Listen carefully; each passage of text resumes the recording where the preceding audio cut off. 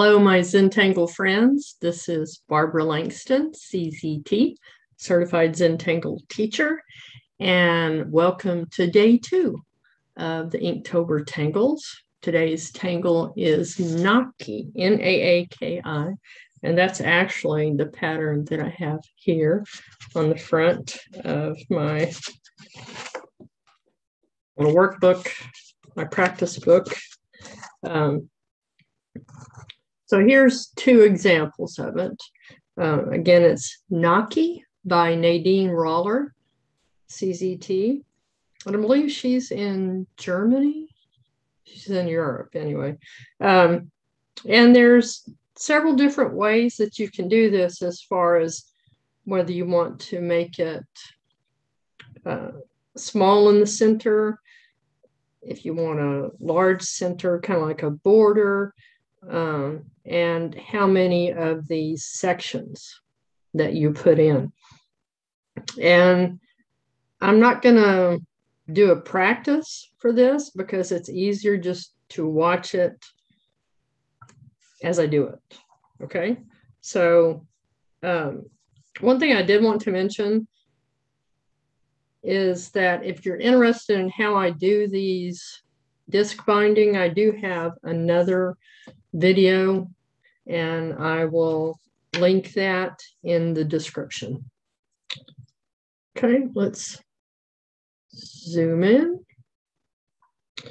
And today I'm going to be using a Micron 01, a graphite pencil, and a blending stump or tortillon. And I call it a blending stump because YouTube translates that to tortilla. Okay, what I used for this was a circle maker, and that's just because I'm picky about my circles and I wanted it to look good, so it's okay. Use the tools that make you happy. All right, so I'm going to do the columns first. I don't know what else to call them, and I'm using these circles as my string. So right there in the center, I'm going to put 2 of these. And then at the top, she puts, like a bead that fill in that little orb with a little highlight. And then I'm going to come right below that, add another one of those.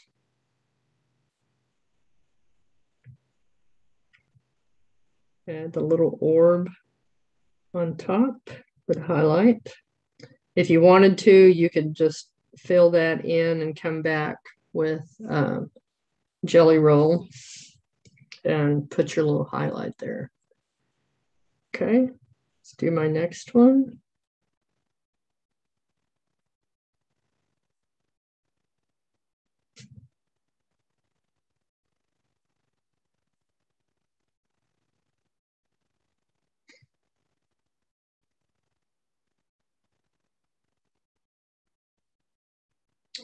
I actually did this video and it did not turn out the way that I expected it to, so I am doing it again. Okay, now I'm going to put 2 more between these, so right in the middle.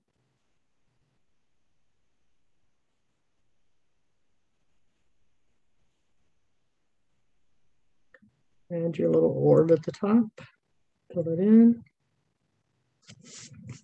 And as you can see, I'm putting that little bead above that line because I'm going to use this line to tell me when to stop the auras that we're going to add. And you'll see when I get to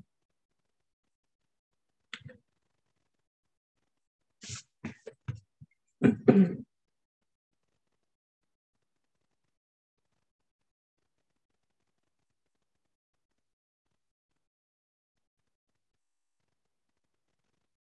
This makes a nice border. Like here, you could put another pattern inside that. So like I said, depending on how big you make this, it's a versatile pattern. Reminds me of the sun. Okay, so I'm going to start here with this one, and I'm going to connect between those two columns.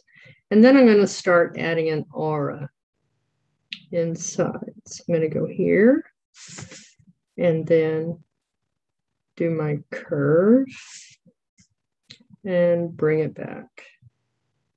And I'm stopping where I have that other line. Now you can turn your tile each time or just bring it around without turning your tile, whatever is most comfortable for you. I am trying to make these about the same distance apart, but again, I don't do perfect, so they're not going to be perfectly even, and that's okay.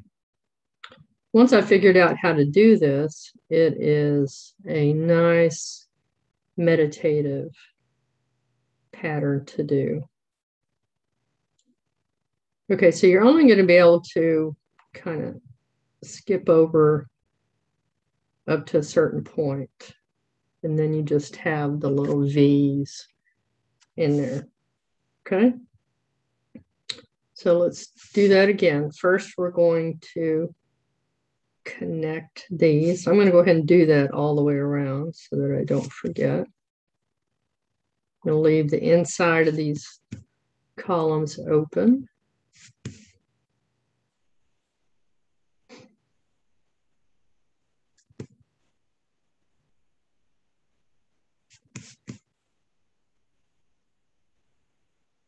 Okay, so let's do that again. We're going to come down, come around,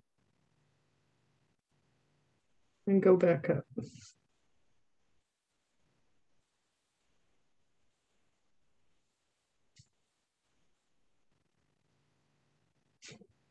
I'm still trying to decide how it is that my lines are more straight, whether I'm doing it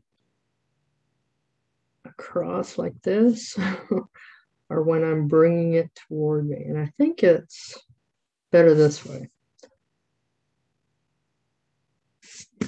But I don't want to keep turning my tile while you watch. It's kind of dizzy.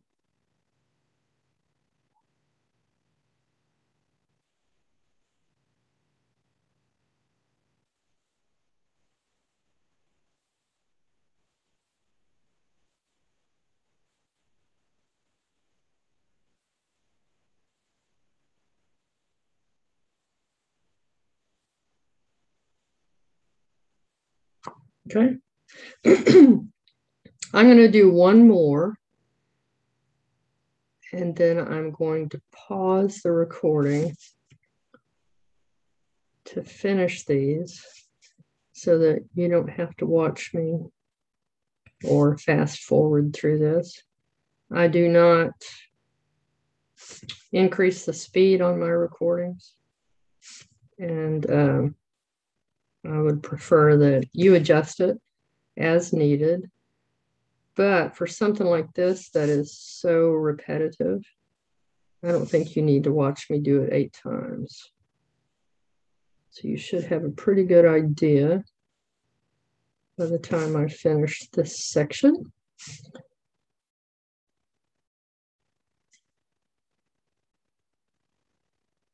Just a reminder to relax your shoulders, relax your hand, because I tend to grip my pen kind of tight sometimes, like now.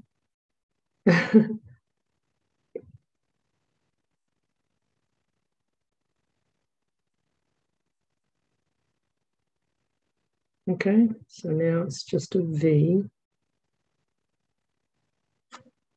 All right. I am going to pause and then I'll be back. Okay, so there we go. I have it finished. And the next step that I want to show you is the shading. So I have my graphite pencil. And what I want to do is make a line from each of these. I guess the easiest way to be is to call it the corner where you made the turn and have it come up that line. So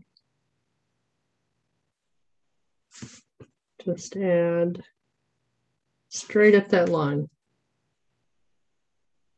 Okay, so I'm going to do that in each spot.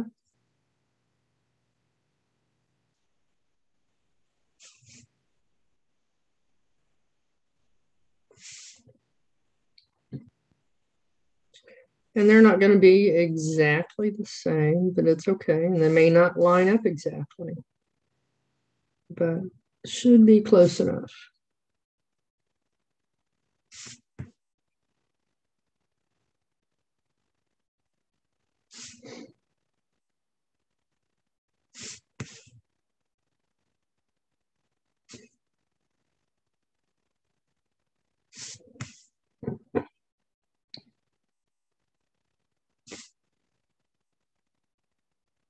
And this is where the shading really makes a difference. Okay, see on this one how it's kind of curved.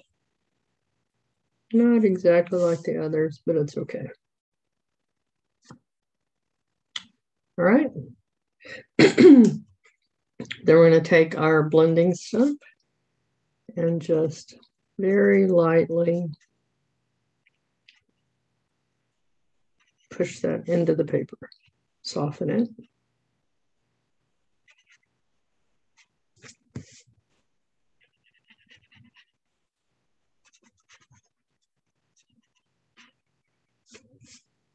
Shading is the icing on the cake, as Maria says. Really makes that pop.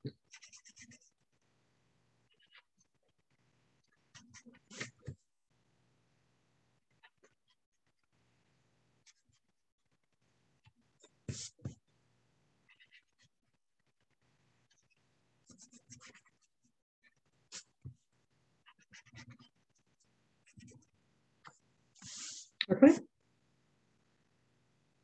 And for the center, I'm going to show you how you could do something similar to a Zen gem. And so to do that, I'm going to put graphite inside the center, all around the edge.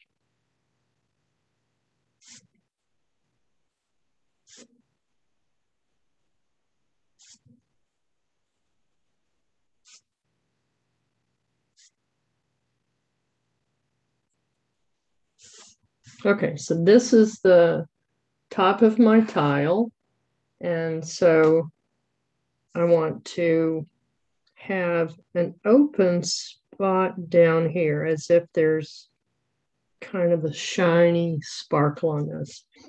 And I'm going to make this a little bit darker, especially right here against this edge. You can do the same thing with small water drops, small orbs. So like I say, I'm putting a fairly heavy amount here, and I'm going to leave this just kind of light down here. Then I'm going to take my blending stump and I'm going to start softening that from the top. And then, like I said, I have it almost flat against the paper. So I'm using the edge not the tip, to pull this down. And I'm just going to keep going in circles. And as you do this, it's going to get lighter.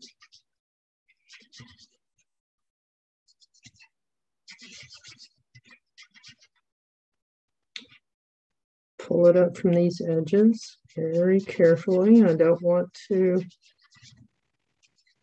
add anything in that open spot, but just very softly give it a soft edge. And it almost starts to look like a really big gray marble. Okay, with a light spot down here at the end. And you can, if you want, take a jelly roll and add sparkle. I have to make sure my jelly roll is working, and it is. Okay. And so right across from this, where I left that white spot, I'm just going to add a little bit of a line. And you may have to go over it more than once. Remember with your jelly roll that the softer you put it against the paper, the better that it flows. Okay? And then the last thing I'm going to do, being very careful not to touch that because it's still wet, is I'm going to go along this edge with my graphite.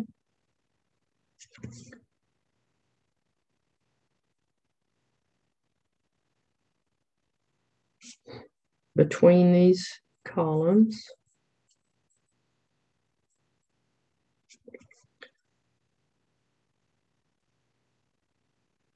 If you were doing this in colors, you could put a different color going up those columns.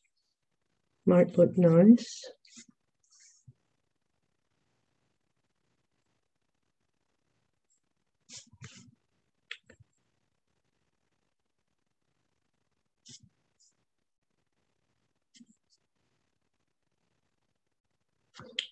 Okay, now with your blending stuff, just soften that and pull it in toward the center.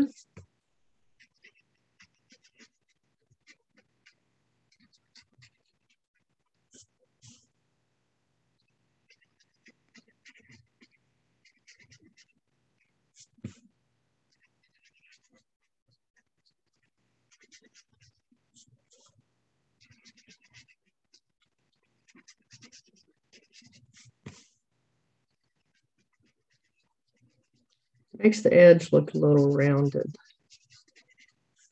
It just kind of pulls it all together.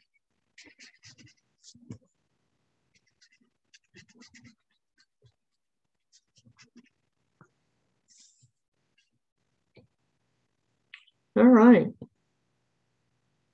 I like it. So I'm going to put my chop.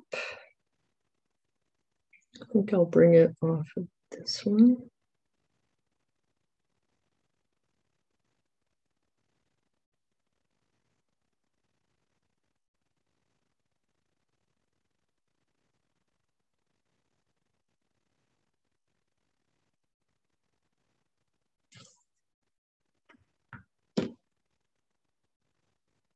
There we go. So now, this is yesterday's. Add it to my book. And it's that easy to just push the pages back on there. All right. So there's the 3 that I have as an example. I hope you enjoyed this, and I would love to see what you do. If you're so inclined, I would love for you to buy me a cup of coffee. In the description, there is a link to a website called ko-fi.com. And that just helps me with some of my expenses. But I really enjoy sharing this with you. And I look forward to teaching you day 3 tomorrow. Hope you have a good day. Thanks. Bye.